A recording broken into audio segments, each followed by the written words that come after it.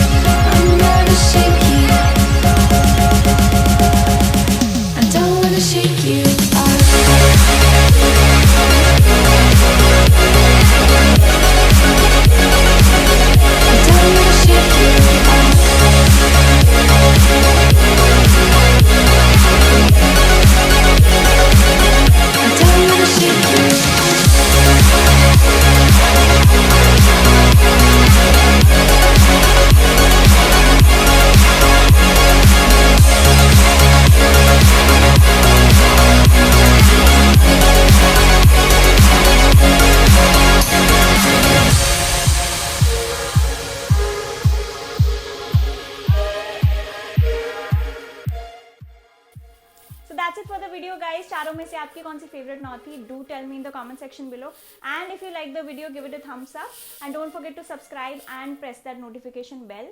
I'll meet you in the next video. Till then, listen to this.